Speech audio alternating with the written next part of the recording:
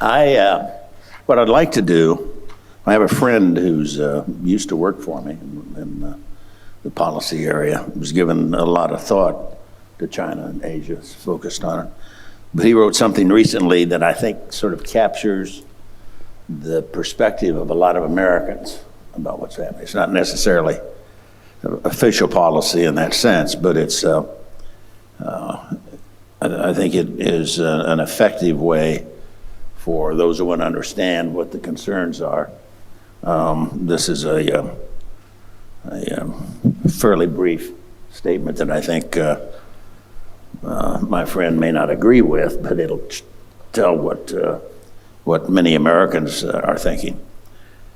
Since the end of the Cold War, U.S. economic policy towards China has been premised on the assumption that expanding trade and investment would have beneficial effects, both on China's external behavior and on the evolution of its domestic economic and political institutions.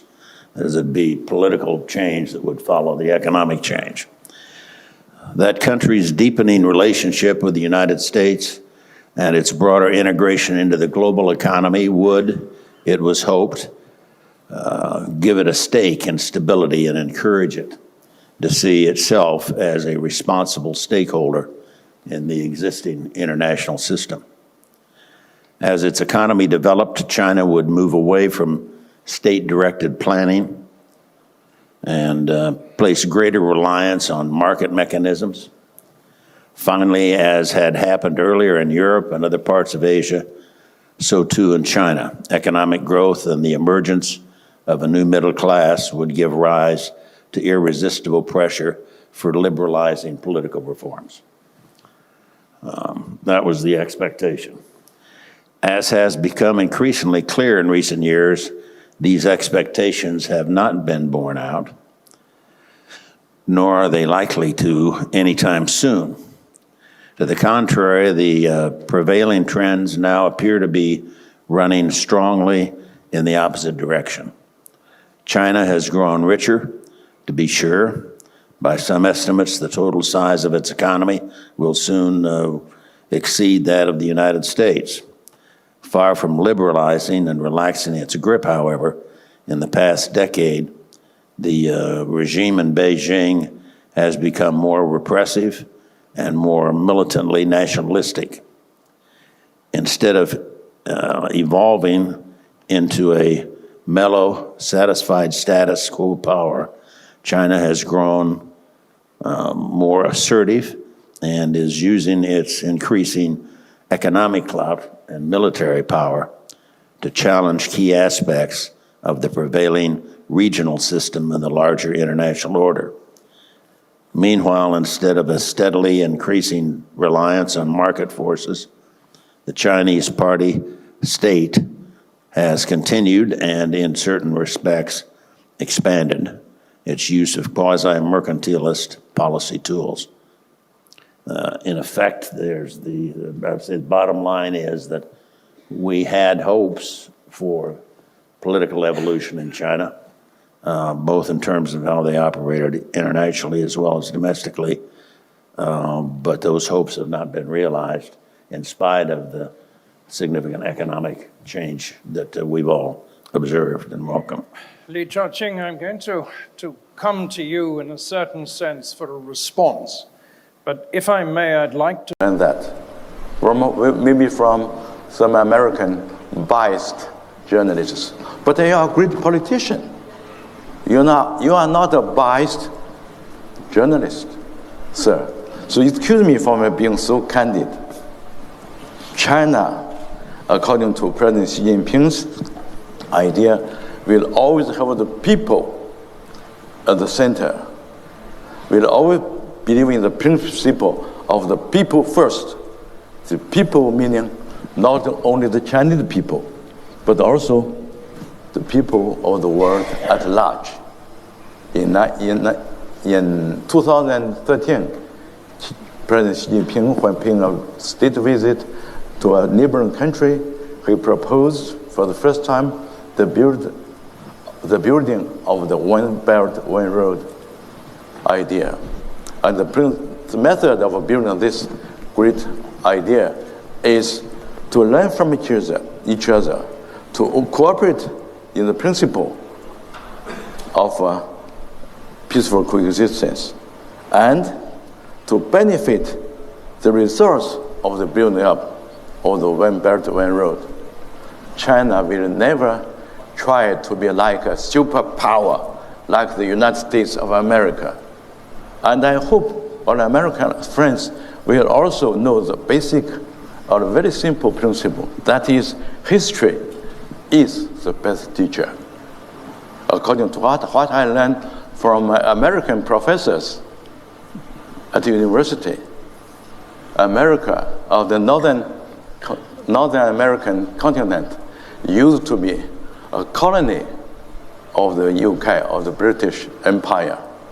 And the American people suffered a lot. That's why there was the independence war in 1776. I suppose some American politicians have forgotten their own history. Now there are people are talking a lot about the trade war between the US and China. They forgot about the trade war with the former rulers, the British colonialists. You forgot what happened in 1776 in Boston. You forgot about the incident of the tea pouring event. And that thing led to the independence war. And after 8 years of fighting, America came into being in 1783. So America has such a history. That's why you developed first. You developed so fast later on. In China, we have a saying, which is, I believe, a truth. That is, a child from a poor family could go far, could do a lot, could be successful. American, you have your forefathers to be ruled, to be exploited, to be bullied by the Western European colonialists. So after you got independence, you developed so fast. You had so many inventions, and so on and so forth. And however, what the pity is, when you became the number one economy, the number one military power, you became a student, a learner of your former, boss, the British. You want to bully others. In 1900, you joined the other Western imperialists to invade China. In the 1950s, America took the lead to invade the Korean Peninsula. And you made a lot of trouble in the Middle East and around the Arab world. You tried to sow discord among peace-loving countries. And you didn't keep your promise. Talking about US-China relations, I was quite happy to thank you for you to give me the chance. Remember, sir, 1972 was still not too far away. On the last day, February the 28th, 1972, the first joint communique between our two countries was announced in Shanghai. According to that communique, we simply call it the Shanghai Joint Communique between China and America.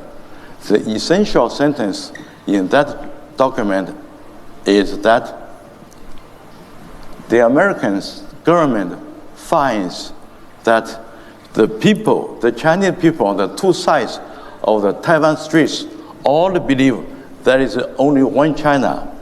All believe that there is Taiwan is part of China. The American government does not challenge this position. This is a very important sentence in the first joint communique between our two countries. But I'm afraid, sir, have you ever read that? Have you ever read it? I suspect he has. Many politicians of America read it, but they forgot it. And they don't keep their promise. They betrayed their forefathers' promise. And they continued to interfere into China's internal affairs on the Taiwan question. For instance, you wanted still to sell weapons to Taiwan. For what? Is Taiwan a state, a city, a village of the United States? No, Taiwan is China's Taiwan.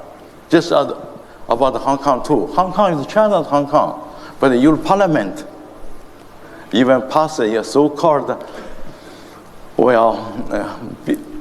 act bill to interfere, to talk at random about our Hong Kong matters.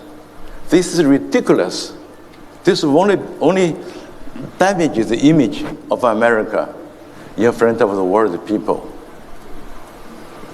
So thank you for understanding me, my candidness. I want to be candid. I learned this from my American teachers and my British professors. If you want to be a good person, you have to be candid. So for the future, I only hope we remember one of the rulers of EAU told us, we have to start our future from today, not from tomorrow. I hope all the American politicians will realize the serious and the stupid mistake they already have committed, so that to do something good for the US people as well for people of other countries, including Arab countries. Indeed. Thank you. Well, as we've said, it was a candid exchange. Hello friend, we come to the end already. Have you subscribed yet? Yes, press the subscribe button, the like button and the share button. Thank you and have a nice day.